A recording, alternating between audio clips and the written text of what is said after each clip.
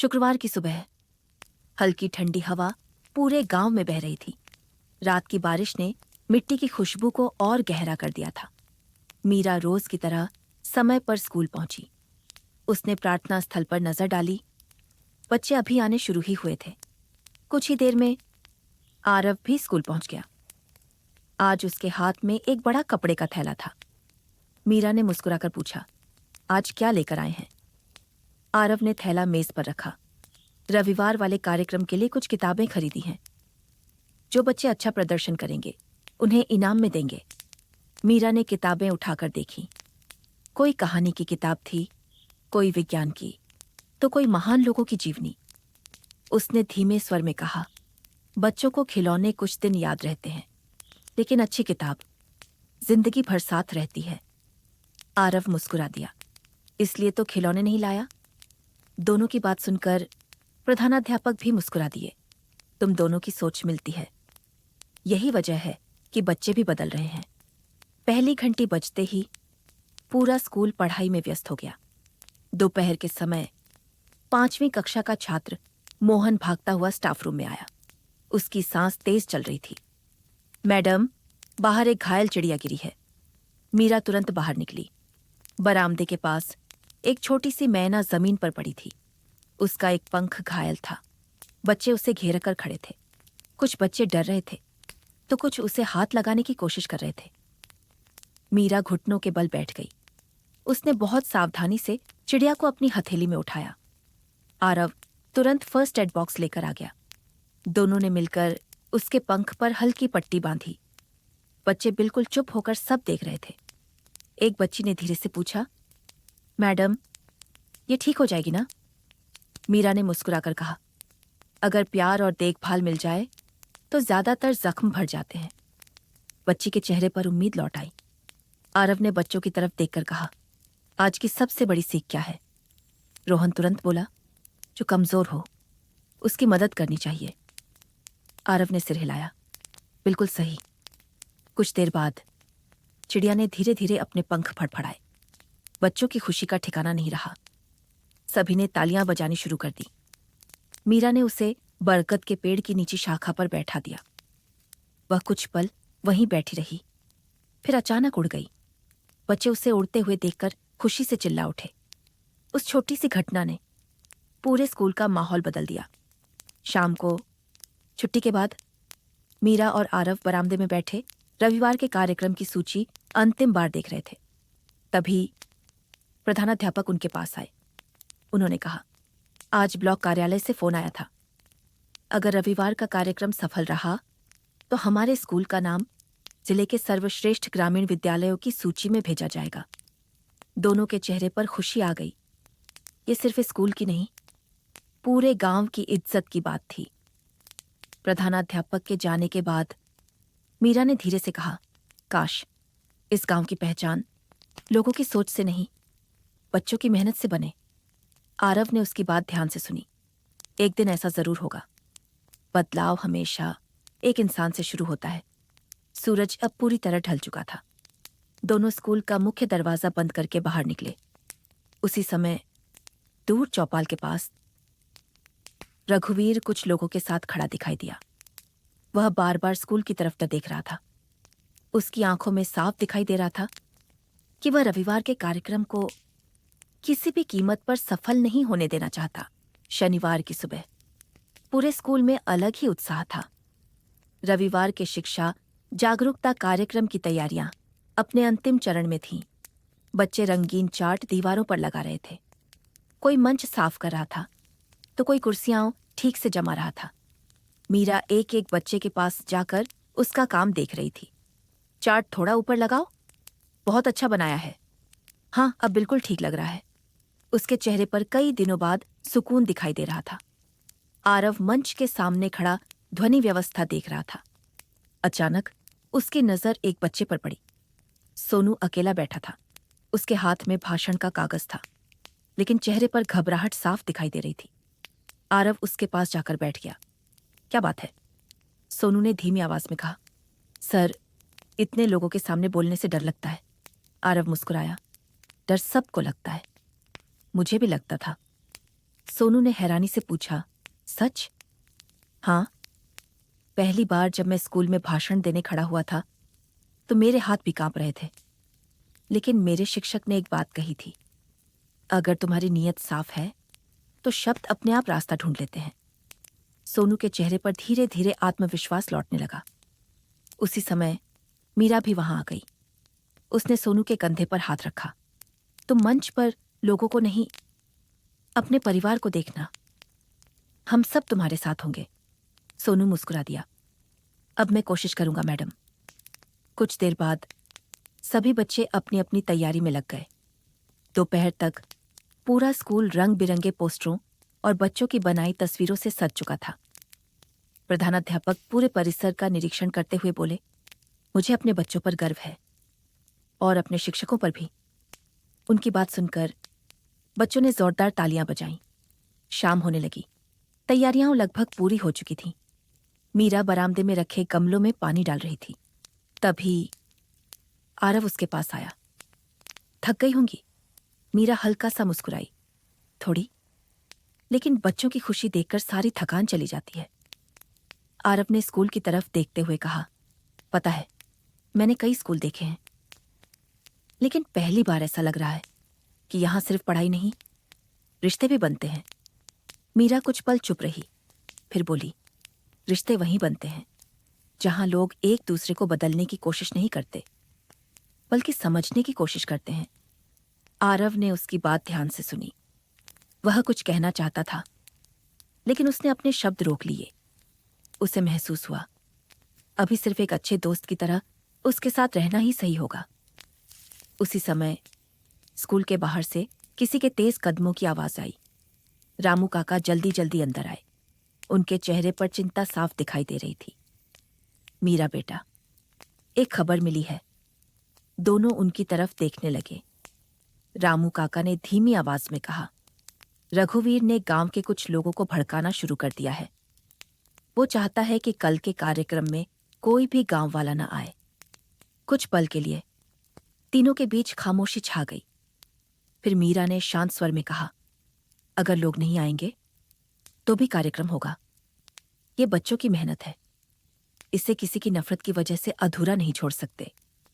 आरव ने बिना एक पल गंवाए कहा, और अगर जरूरत पड़ी तो मैं हर घर जाकर लोगों को बुलाऊंगा। रामू काका के चेहरे पर मुस्कान लौट आई। उन्होंने कहा, यही हिम्मत बनाए रखना। सच्चे काम का रास्ता कभी आसान नहीं होता, लेकिन उसका परिणाम हमेशा अच्छा होता है।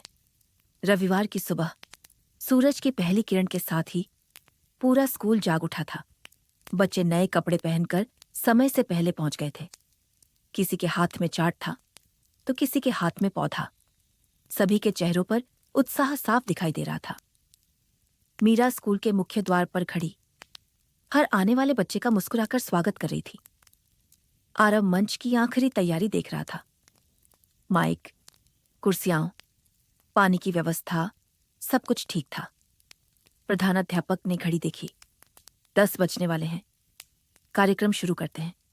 लेकिन सामने रखी ज्यादातर कुर्सियां अब भी खाली थीं। गांव के बहुत कम लोग आए थे। रामू काका ने धीरे से कहा, लगता है रघुवीर ने लोगों को सच में रोक दिया।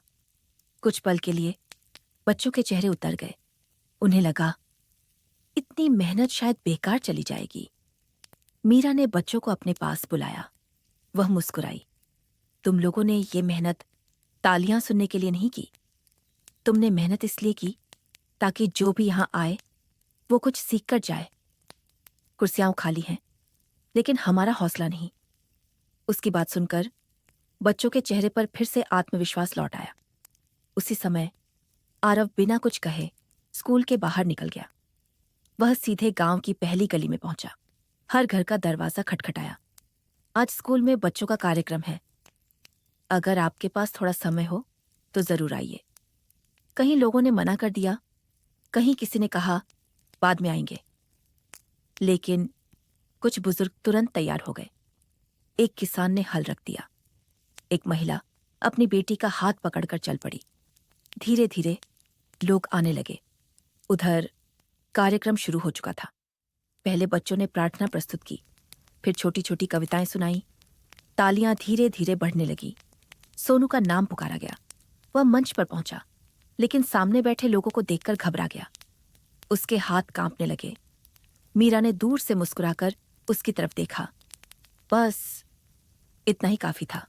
सोनू ने गहरी सांस ली और अपना भाषण शुरू किया।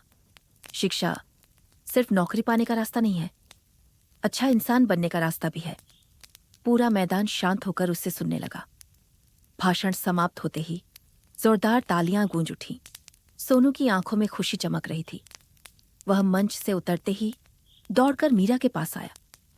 मैडम, मैं डर नहीं पाया, मीरा ने मुस्कुराकर कहा, क्योंकि आज तुमने अपने डर से नहीं, अपने विश्वास से बात की है। इसी बीच आरव वापस स्कूल पहुंचा। उसके पीछे गांव के कई लोग भी आ रहे थे। कुछ ही मिनटों में जो कुर्सियां खाली थीं, वो लगभग भर चुकी थीं। रामू काका ने मुस्कुराकर कहा, देखा बेटा, अच्छे काम में देर हो सकती है, लेकिन लोग जुड़ ही जाते हैं। प्रधानाध्यापक ने मंच से घोषणा की, आज का सबसे बड़ा पुरस्कार उन बच्चों के लिए है जिन्होंने हमें याद दिलाया कि शिक्षा किताबों से नहीं, संस्कारों से पूरी होती है। पूरा मैदान तालियों से गूंज उठा। दूर बरगद के पेड़ की छाया में रघुवीर खड़ा ये सब देख रहा था। उसने सोचा था आज कार्यक्रम असफल होगा, लेकिन उसकी हर कोशिश उलटी पड़ चुकी थी। उसने गुस्से में अपनी मुट्ठी भींच ली। उसके चेहरे पर साफ दिखाई दे रहा था कि अब वह सीधे टकराव का रास्ता चुनेगा, और यही फैसला आने वाले दिनों में पूरे गांव को एक ऐसे मोड़ पर ले जाने वाला था जहां हर इंसान को सच और झूठ दोनों में से किसी एक का साथ चुनना पड़ेगा। सोमवार की सुबह गांव की गलियों में कल के कार्यक्रम की चर्चा हो रही थी। हर कोई बच्चों की तारीफ कर रहा था। किसी को सोनू का भाषण पसंद आ रहा था, तो किसी को बच्चों की बनाई हुई चित्र प्रदर्शनी। कई लोगों ने पहली बार महसूस किया कि स्कूल सिर्फ पढ़ाई की जगह नहीं, पूरे गांव का भविष्य है। मीरा जब स्कूल पहुंची तो उसने देखा बच्चे पहले से भी ज्यादा उत्साहित थे। मैडम, कल मेरे पिताजी ने कहा कि मैं बड़ा होकर मास्टर बनूंगा। मैडम, मेरी माँ ने पहली बार मेरी ड्राइंग दीवार पर लगाई है। हर बच्चा अपनी खुशी उसे बताना चाहता था। मीरा एक एक बच्चे की बात सुन रही थी। उसके चेहरे पर सुकून था। उधर आरव स्कूल के बगीचे में खड़ा सूखे पौधों को देख रहा था। उसने माली से पूछा, इनमें पानी कौन देता है? माली ने मुस्कुराकर कहा, ज्यादातर तो मीरा बिटिया ही देती हैं, छुट्टी वाले दिन भी आ जाती हैं। आरव ने हैरानी से पूछा, रविवार को भी? हाँ, कहती हैं, जिसे बोल नहीं सकते उसे भी देखभाल की जरूरत होती है। आरव कुछ देर तक उन पौधों को देखता रहा। अब उसे समझ आने लगा था कि मीरा सिर्फ इंसानों से ही नहीं, हर जिम्मेदारी से प्यार करती है। दोपहर के समय प्रधानाध्यापक ने सभी बच्चों को मैदान में बुलाया। उन्होंने घोषणा की, जिला शिक्षा विभाग ने हमारे कार्यक्रम की बहुत सराहना की है। अगले महीने हमारे स्कूल को सम्मानित किया जाएगा। पूरा मैदान तालियों से गूंज उठा। बच्चे खुशी से उछल पड़े। मीरा ने बच्चों की तरफ देखा। उसकी आंखों में गर्व साफ दिखाई दे रहा था। उसने कभी अपने लिए सम्मान नहीं चाहा था, लेकिन बच्चों की मेहनत की पहचान देखकर उसे ऐसा लगा जैसे उसकी वर्षों की तपस्या सफल हो गई हो। शाम की छुट्टी के बाद मीरा और आरव स्कूल के बरामदे में बैठे अगले महीने होने वाली प्रतियोगिताओं की सूची बना रहे थे। तभी एक छोटी बच्ची रानी धीरे धीरे उनके पास आई। उसके हाथ में गुलाब का एक छोटा सा फूल था। उसने फूल मीरा की तरफ बढ़ाया। मैडम, ये आपके लिए। मीरा मुस्कुराई। मेरे लिए क्यों? रानी मासूमियत से बोली, क्योंकि माँ कहती हैं, जो लोग सबको खुश रखते हैं उन्हें भी कभी कभी फूल मिलना चाहिए। मीरा की आंखें भर आईं। उसने प्यार से रानी को गले लगा लिया। आरव ये दृश्य देखकर मुस्कुरा रहा था। उसे लगा किसी इंसान की सबसे बड़ी कमाई पैसा नहीं, लोगों के दिल में बनी उसकी जगह होती है। उसी समय स्कूल के मुख्य द्वार पर एक सफेद कार आकर रुकी। कार से लगभग 60 साल के एक सज्जन उतरे। उनके चेहरे पर गंभीरता थी, लेकिन आंखों में अपनापन। उन्होंने स्कूल की इमारत को ध्यान से देखा, फिर धीरे धीरे बरामदे की तरफ बढ़ने लगे। प्रधानाध्यापक उन्हें देखते ही तुरंत खड़े हो गए। नमस्कार। आप अचानक? सज्जन ने मुस्कुराकर कहा। मैं कई सालों बाद इस गांव आया हूं। सुना है इस स्कूल ने बहुत तरक्की की है। फिर उनकी नजर मीरा पर पड़ी। वो कुछ पल उसे देखते रहे, जैसे किसी पुराने चेहरे को पहचानने की कोशिश कर रहे हों। मीरा ने विनम्रता से हाथ जोड़कर नमस्ते किया। सज्जन ने भी नमस्ते का जवाब दिया, लेकिन उनके चेहरे का भाव अचानक बदल गया। उन्होंने बहुत धीरे से, लगभग खुद से कहा, बिल्कुल वैसी ही जैसी राघव बताया करता था। मीरा ने ये शब्द साफ सुन लीजिए। उसका दिल एक पल के लिए ठहर गया, क्योंकि 2 साल बाद पहली बार किसी अनजान व्यक्ति ने राघव का नाम इतने अपनापन के साथ लिया था। सज्जन के मुंह से राघव का नाम सुनते ही मीरा कुछ पल के लिए बिल्कुल शांत हो गई। उसने ध्यान से उनकी तरफ देखा। चेहरा पहले कभी नहीं देखा था, आवाज भी अनजान थी, फिर भी उनकी आंखों में एक अपनापन था जो किसी अजनबी में नहीं होता। प्रधानाध्यापक ने मुस्कुराकर कहा, मीरा जी, ये हैं प्रोफेसर देवेंद्र शर्मा। करीब 20 साल पहले इसी स्कूल में पढ़ाते थे। आज शहर से गांव आए हैं। मीरा ने आदर से हाथ जोड़ दिए। नमस्ते। प्रोफेसर देवेंद्र ने भी मुस्कुराकर जवाब दिया। खुश रहो बेटी। उन्होंने बरामदे में चारों तरफ नजर दौड़ाई। दीवारों पर बच्चों की बनाई तस्वीरें, साफ सुथरी कक्षाएं, पेड़ों की हरियाली, सब कुछ देखकर उनके चेहरे पर संतोष दिखाई दिया। लगता है इस स्कूल को ऐसे लोगों का साथ मिला है जो नौकरी नहीं, जिम्मेदारी निभाते हैं। प्रधानाध्यापक मुस्कुरा दिए। इसका सबसे बड़ा श्रेय मीरा और आरव को जाता है। प्रोफेसर देवेंद्र ने दोनों की तरफ देखा। बहुत अच्छा काम कर रहे हो तुम लोग। कुछ देर बाद सभी लोग प्रधानाध्यापक के कमरे में बैठ गए। चाय आई, बातों का सिलसिला शुरू हुआ। स्कूल की प्रगति, बच्चों की पढ़ाई और गांव में आए बदलाव पर चर्चा होती रही। फिर अचानक प्रोफेसर देवेंद्र ने मीरा की तरफ देखकर पूछा, बेटी, तुम राघव की पत्नी हो ना? कमरे में एक पल के लिए खामोशी छा गई। मीरा ने धीरे से सिर हिलाया। जी। प्रोफेसर देवेंद्र की आंखें भर आईं। उन्होंने गहरी सांस ली।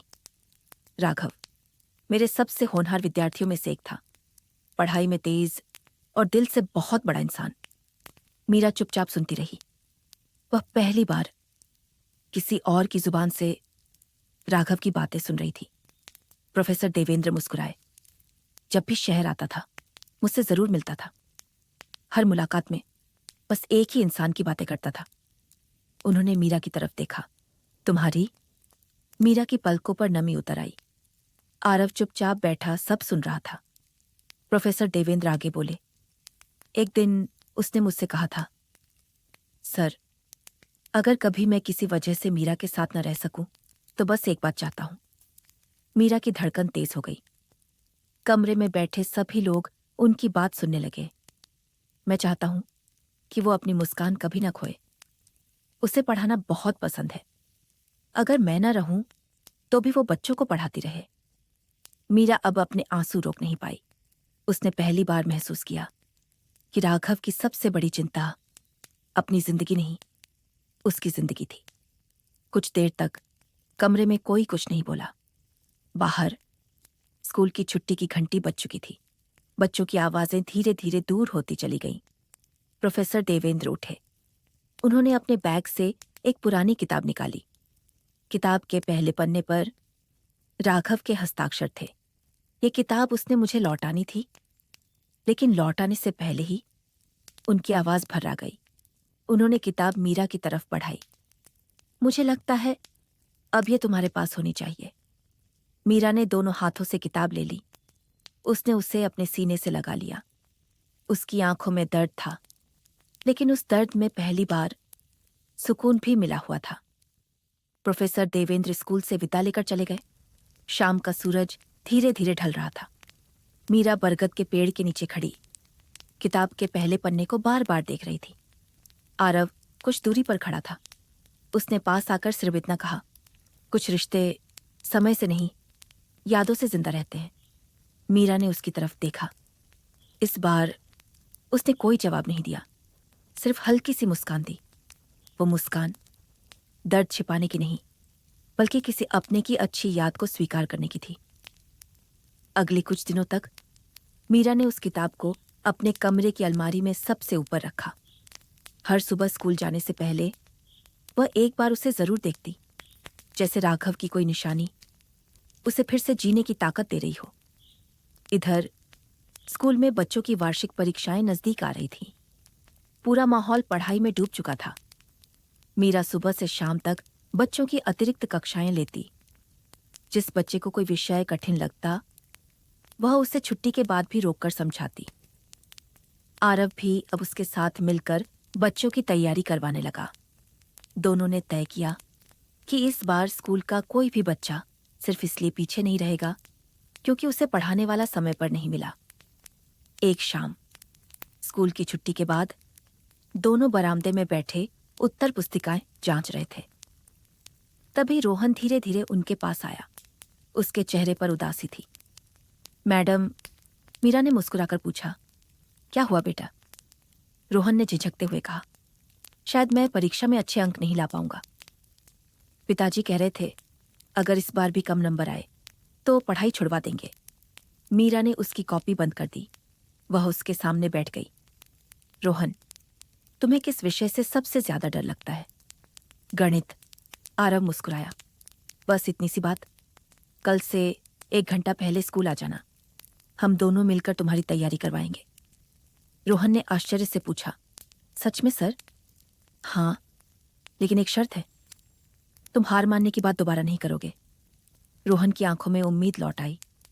उसने मुस्कुराकर सिर हिला दिया। अगले दिन से रोहन रोज सबसे पहले स्कूल आने लगा। मीरा उसे जोड़ और भाग समझाती तो आरव सवाल हल करवाता। धीरे धीरे जिस लड़के को गणित से डर लगता था, वही अब सबसे पहले उत्तर देने लगा। एक दिन रोहन ने पूरा प्रश्न पत्र बिना किसी मदद के हल कर दिया। उसकी खुशी देखने लायक थी। वह दौड़कर मीरा के पास आया। मैडम, हो गया? मीरा ने उसकी कॉपी देखी। हर उत्तर सही था। उसने गर्व से कहा, मैंने कहा था ना, मुश्किल सवाल नहीं होते, बस उन्हें समझने का तरीका सही होना चाहिए। आरव मुस्कुराकर दोनों को देख रहा था। उसे महसूस हुआ मीरा बच्चों का आत्मविश्वास बढ़ाती है और यही उसकी सबसे बड़ी ताकत है। उसी समय प्रधानाध्यापक बरामदे में आए। उन्होंने रोहन की कॉपी देखी, फिर बोले, शाबाश बेटा, याद रखना, अच्छे शिक्षक सिर्फ पाठ नहीं पढ़ाते, वो अपने विद्यार्थियों को खुद पर विश्वास करना भी सिखाते हैं। शाम ढल चुकी थी। बच्चे अपने घर लौट चुके थे। मीरा स्कूल के मुख्य द्वार पर ताला लगा रही थी। तभी डाकिया श्यामलाल साइकिल से वहां पहुंचा। मीरा बिटिया, तुम्हारे नाम एक चिट्ठी आई है। मीरा हैरान रह गई। आज के समय में उससे चिट्ठी कौन भेज सकता था? उसने लिफाफा हाथ में लिया। उस पर भेजने वाले का नाम नहीं था, सिर्फ इतना लिखा था, मीरा जी के लिए, व्यक्तिगत। मीरा कुछ पल तक उस लिफाफे को देखती रही। आरव ने भी उत्सुकता से उसकी तरफ देखा, लेकिन उसने कुछ नहीं पूछा। उसे इतना पता था कि कुछ दरवाजे सिर्फ उनका मालिक ही खोल सकता है। उस रात मीरा ने लिफाफा खोलने की जल्दी नहीं की। वह उसे लेकर घर पहुंची। रोज की तरह दीपक जलाया। राघव की तस्वीर के सामने कुछ पल शांत खड़ी रही, फिर उस लिफाफे को मेज पर रख दिया। उसके मन में एक अजीब सी बेचैनी थी। वह सोच रही थी, आखिर इतने वर्षों बाद उसे चिट्ठी किसने भेजी होगी। कुछ देर बाद उसने धीरे से लिफाफा खोला। अंदर सिर्फ एक ही कागज था। कागज पर साफ सुथरी लिखावट में लिखा था, मीरा जी, शायद आप मुझे नहीं जानती, लेकिन मैं आपको कई सालों से जानता हूं। मैं उसी कंपनी में काम करता था जहां राघव काम करते थे। उनके जाने के बाद बहुत सी बातें अधूरी रह गईं। अगर आपको उचित लगे तो अगले रविवार दोपहर 3 बजे पुराने पुस्तकालय में मुझसे मिलिए। मैं आपको सिर्फ सच बताना चाहता हूं। एक पुराना साथी। मीरा ने पूरा पत्र दोबारा पढ़ा।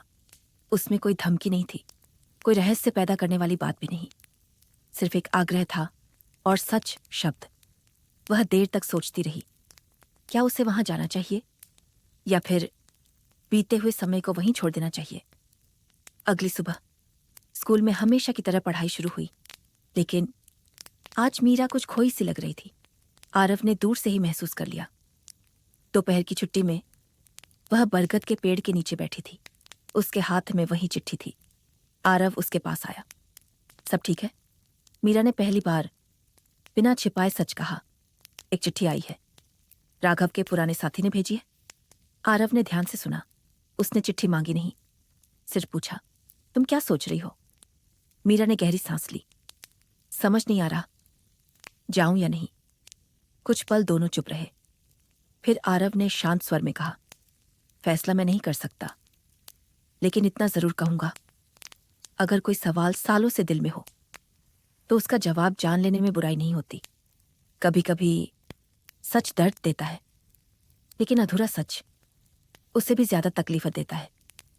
मीरा उसकी बात सुनती रही। उसने महसूस किया आरव हमेशा की तरह उस पर अपना फैसला नहीं थोप रहा था, वह सिर्फ उसे सोचने का साहस दे रहा था। उसी समय सोनू दौड़ता हुआ डर आया। मैडम, गणित में पूरे नंबर आए। मीरा और आरव दोनों मुस्कुरा दिए। रोहन भी पीछे से आ गया। मेरे भी। कुछ ही देर में सारे बच्चे अपने अपने परिणाम लेकर उनके आसपास इकट्ठा हो गए। पूरा बरामदा खुशी की आवाजों से भर गया। मीरा बच्चों को देख रही थी। उसे अचानक एहसास हुआ, जिंदगी रुकती नहीं, हर दिन किसी न किसी के लिए नई शुरुआत लेकर आता है। शाम को घर लौटते समय उसने अपनी मुट्ठी में चिट्ठी को कसकर पकड़ लिया। घर पहुंचकर वह राघव की तस्वीर के सामने खड़ी हुई, धीरे से मुस्कुराई और बहुत शांत आवाज में बोली, अगर ये सच मुझे तुम्हारे और करीब ले जाएगा तो मैं जरूर जाऊंगी। उसने पहली बार बिना डर के अपने अतीत की ओर एक कदम बढ़ाने का फैसला कर लिया। रविवार की दोपहर, घड़ी में 2:45 बज रहे थे। मीरा पुराने पुस्तकालय के बाहर खड़ी थी। ये वही इमारत थी जहां कभी गांव के बच्चे छुट्टियों में कहानी की किताबें पढ़ने आया करते थे। अब वहां ज्यादा लोग नहीं आते थे। दीवारों का रंग फीका पड़ चुका था। लकड़ी का पुराना दरवाजा समय की मार साफ दिखा रहा था। मीरा ने एक गहरी सांस ली और धीरे धीरे अंदर चली गई। कमरे के बीचों बीच एक व्यक्ति लकड़ी की मेज के पास खड़ा था। लगभग 50 वर्ष की उम्र, साधारण कपड़े, चेहरे पर सादगी और आंखों में वर्षों से दबा हुआ बोझ। मीरा को देखते ही वह सम्मान से खड़ा हो गया। नमस्ते। मीरा ने भी हाथ जोड़ दिए। नमस्ते। कुछ पल दोनों चुप रहे। फिर उस व्यक्ति ने कहा, मेरा नाम विनोद है। मैं कई साल तक राघव के साथ काम करता था। मीरा की आंखें उसी पर टिक गईं। विनोद ने कुर्सी की तरफ इशारा किया। बैठ जाइए। दोनों आमने सामने बैठ गए। विनोद ने धीमी आवाज में कहा, मैंने आपको इसलिए बुलाया क्योंकि एक बात सालों से मेरे मन पर बोझ बनी हुई थी और अब मुझे लगा आपको सच पता होना चाहिए। मीरा बिना कुछ बोले सुनती रही। विनोद ने जेब से एक पुरानी डायरी निकाली। ये राघव की नहीं है, ये मेरी है। उस दिन जो हादसा हुआ था, उसे एक दिन पहले हम दोनों देर तक साथ बैठे थे। वह बार बार सिर्फ आपकी बातें कर रहा था। मीरा की पलकों पर नमी उतर आई। विनोद आगे बोला, उसने कहा था, मीरा सिर्फ मेरी पत्नी नहीं है, वो बहुत अच्छी अध्यापिका बनेगी। अगर कभी मैं उसके साथ न रहूं तो उसे कोई ये एहसास मत होने देना कि उसकी जिंदगी खत्म हो गई है। मीरा की आंखों से आंसू बह निकले। विनोद ने रुककर पानी पिया, फिर बोला, एक और बात। हादसे वाले दिन राघव ने ऑफिस से जल्दी निकलने का फैसला इसलिए किया था क्योंकि वो आपके जन्मदिन के लिए एक छोटा सा तोहफा खरीदना चाहता था। मीरा ने आश्चर्य से उसकी तरफ देखा। जन्मदिन? विनोद ने सिर हिलाया। हाँ, वो कह रहा था इस बार मीरा के लिए कुछ अलग लेकर जाऊंगा। लेकिन विनोद की आवाज भर्रा गई। किस्मत को शायद कुछ और मंजूर था। कमरे में गहरा सन्नाटा छा गया। कुछ देर बाद विनोद ने अपने बैग से एक छोटा सा डिब्बा निकाला, लकड़ी का पुराना डिब्बा जिसे समय ने थोड़ा घिस दिया था। उसने डिब्बा मीरा की तरफ बढ़ाया। ये राघव की मेज से मिला था। पुलिस की औपचारिकताओं में इतना समय निकल गया कि मैं कभी आप तक पहुंच ही नहीं पाया। मीरा के कांपते हाथों ने वह डिब्बा खोला। अंदर चांदी की एक साधारण सी पायल रखी थी। उसके साथ एक छोटी सी पर्ची थी जिस पर राघव की लिखावट में सिर्फ एक पंक्ति लिखी थी, मीरा की मुस्कान से सुंदर इस दुनिया में कुछ नहीं। मीरा अब खुद को संभाल नहीं पाई। उसने पायल को अपने सीने से लगा लिया। उसकी आंखों से बहते आंसू दर्द के नहीं थे, वो उस प्रेम की गवाही थे जो समय भी मिटा नहीं पाया। कुछ देर बाद मीरा ने अपने आंसू पोंछे। विनोद से कहा, इतने साल बाद भी आपने अपना वादा निभाया। विनोद मुस्कुराया। देर हो गई, लेकिन मन का बोझ आज हल्का हो गया। मीरा पुस्तकालय से बाहर निकली। शाम की ठंडी हवा चल रही थी। आसमान पर डूबते सूरज की लालिमा फैली हुई थी। उसने पहली बार महसूस किया कि राघव की यादें उसे रोकने के लिए नहीं, बल्कि आगे बढ़ने की ताकत देने के लिए थी। वह धीमे कदमों से घर की ओर चल पड़ी। उसके चेहरे पर आंसू थे, लेकिन उन आंसुओं के पीछे एक शांत मुस्कान भी थी। सोमवार की सुबह कई दिनों बाद मीरा के चेहरे पर एक अलग ही शांति दिखाई दे रही थी। उसने अलमारी खोली, राघव की तस्वीर के सामने दीपक जलाया और धीरे से वही पायल तस्वीर के पास रख दी। कुछ पल तक वह चुपचाप खड़ी रही, फिर मुस्कुराकर बोली, धन्यवाद, तुमने जाते जाते भी मुझे जीना ही सिखाया। उसने पायल वापस डिब्बे में रखी, बैग उठाया और स्कूल के लिए निकल पड़ी। आज उसके कदम पहले से हल्के थे। रास्ते में मिलने वाले लोगों को उसने पहले की तरह नमस्ते किया, लेकिन आज उसकी मुस्कान बनावटी नहीं थी। स्कूल पहुंचते ही बच्चे दौड़कर उसके पास आ गए। मैडम, हमारे रिजल्ट कब आएंगे? मैडम, आज कहानी सुनाइए ना। मीरा हंस पड़ी। इतने सारे सवाल, एक एक करके पूछो। बरामदे में खड़ा आरव उसे देखकर मुस्कुरा रहा था। उसे तुरंत समझ आ गया कि मीरा के अंदर कुछ बदल चुका है। दोपहर की छुट्टी में दोनों बरगद के पेड़ के नीचे बैठे थे। हवा में हल्की ठंडक थी। कुछ देर तक दोनों बच्चों की बात करते रहे। फिर आरव ने धीरे से पूछा, कल सब ठीक रहा? मीरा ने उसकी तरफ देखा। इस बार उसने कुछ भी छिपाया नहीं। उसने पूरी बात बता दी। विनोद, पायल और राघव का आखिरी उपहार। आरव पूरे समय बिना बीच में टोके सुनता रहा। कहानी पूरी होने के बाद उसने सिर्फ इतना कहा, राघव बहुत अच्छे इंसान रहे होंगे। मीरा की आंखों में चमक आ गई।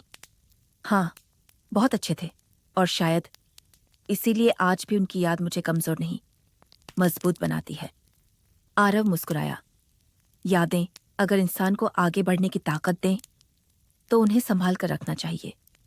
मीरा ने पहली बार बिना किसी झिझक के कहा, धन्यवाद, तुमने कभी मेरे अतीत से लड़ने की कोशिश नहीं की। तुमने हमेशा उसका सम्मान किया।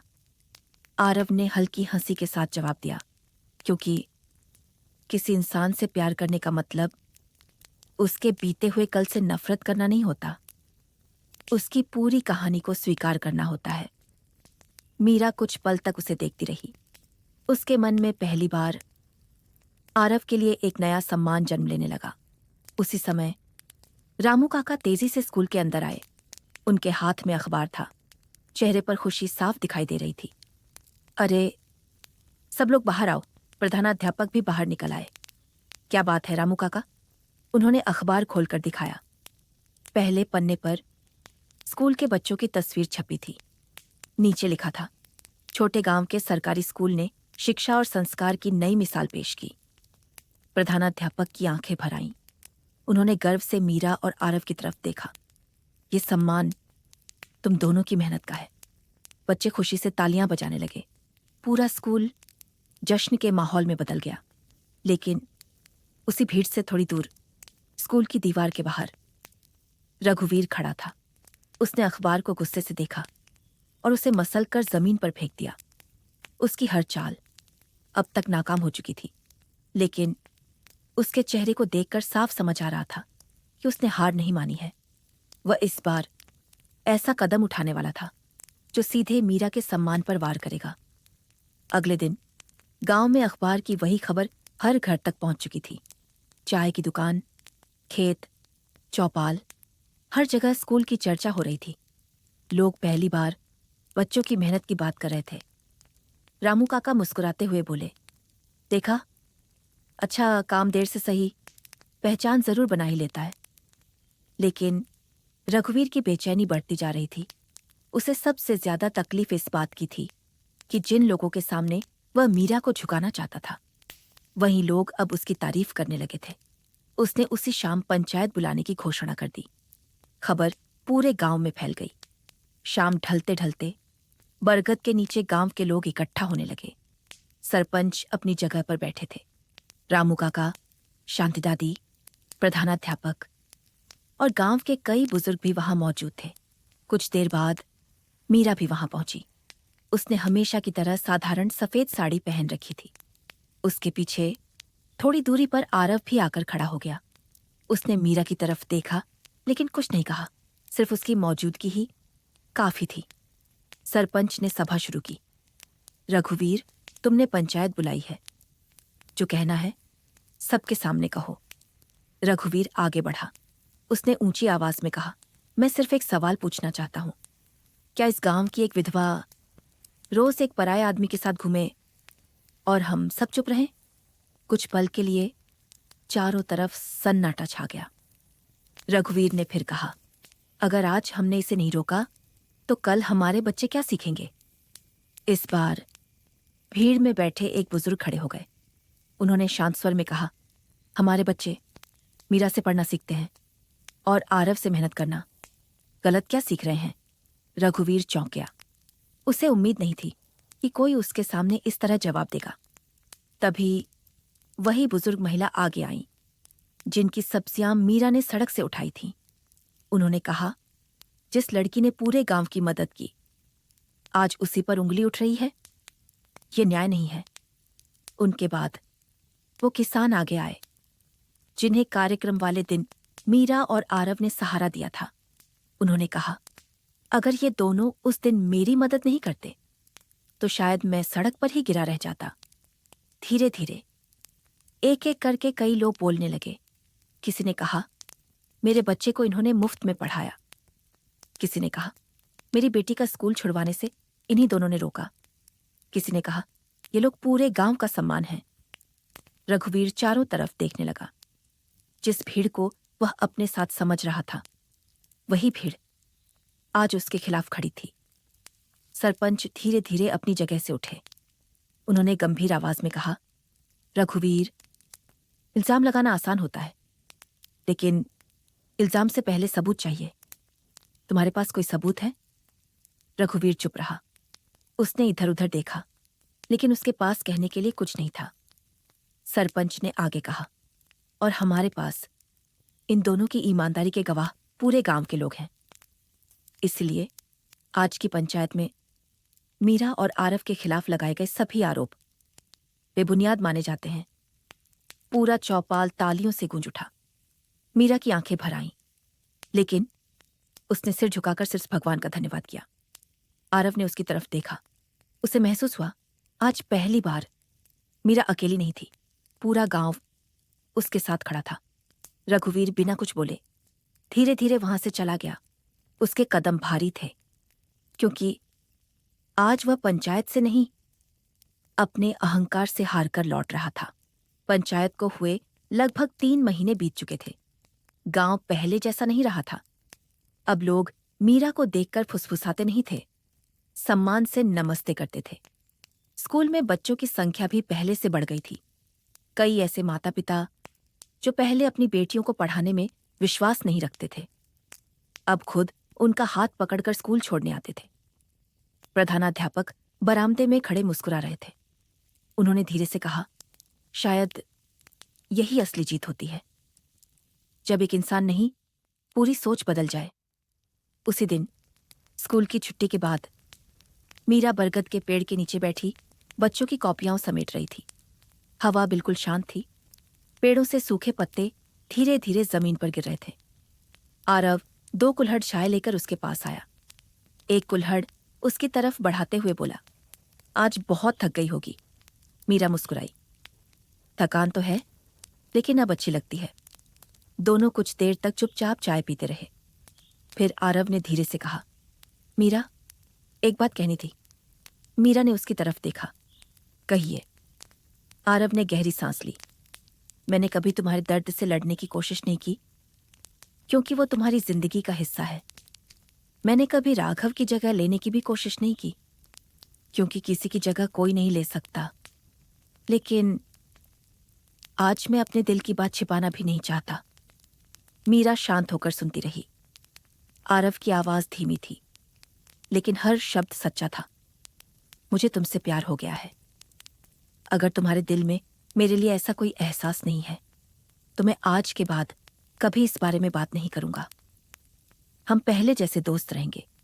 तुम्हारे फैसले का सम्मान हमेशा करूंगा। इतना कहकर वह चुप हो गया। मीरा ने कोई जवाब नहीं दिया। उसने सामने डूबते सूरज की तरफ देखा। कुछ पल तक सिर्फ हवा की आवाज सुनाई देती रही। फिर वह धीरे धीरे बोली, राघव मेरी जिंदगी का सबसे खूबसूरत अध्याय था। उन्हें मैं कभी नहीं भूल सकती। आरव ने मुस्कुराकर सिर झुका लिया। और तुम्हें भूलना भी नहीं चाहिए। मीरा ने पहली बार उसकी आंखों में देखा। लेकिन जिंदगी ने मुझे एक और बात सिखाई है। यादों के साथ भी नई शुरुआत की जा सकती है। उसकी आंखों में हल्की सी नमी थी, लेकिन उनमें डर नहीं था। उसने अपना हाथ धीरे से आगे बढ़ाया। अगर तुम वादा करो कि मेरी बीती हुई जिंदगी का हमेशा सम्मान करोगे, तो मैं भी अपने आने वाले कल में तुम्हारे साथ चलना चाहूंगी। आरव की आंखें भर आईं। उसने बहुत सम्मान से मीरा का हाथ थाम लिया। न कोई शोर, न कोई दिखावा, बस दो इंसान जो एक दूसरे को समझते थे। उसी समय स्कूल के मुख्य दरवाजे पर खड़ी शांति दादी ये सब देख रही थी। उनकी आंखों से खुशी के आंसू निकल आए। उन्होंने आसमान की तरफ देखकर मुस्कुराते हुए कहा, राघव बेटा, तेरी मीरा फिर से मुस्कुराने लगी है। अब मुझे कोई चिंता नहीं। कुछ महीनों बाद पूरे गांव की मौजूदगी में बहुत सादगी से मीरा और आरव ने नया जीवन शुरू किया। न बैंड बाजा, न कोई दिखावा, सिर्फ अपने लोगों का आशीर्वाद और नई उम्मीदों से भरा एक सफर। रघुवीर भी उस दिन दूर खड़ा सब देख रहा था। उसने पहली बार महसूस किया कि नफरत से कभी किसी की जिंदगी नहीं टूटती, लेकिन प्यार और सम्मान टूटी हुई जिंदगी को फिर से जोड़ सकते हैं। समय बीतता गया। गांव बदल गया, स्कूल बदल गया, लोग बदल गए, और सबसे बड़ी बात, मीरा बदल गई। अब उसकी मुस्कान में दर्द नहीं, सुकून था। उसने कभी राघव को नहीं भुलाया, और न ही आरव ने उसे ऐसा करने दिया, क्योंकि सच्चा प्यार किसी की जगह नहीं लेता। वो सिर्फ जिंदगी में आई खाली जगह को सम्मान, भरोसे और अपनापन से भर देता है।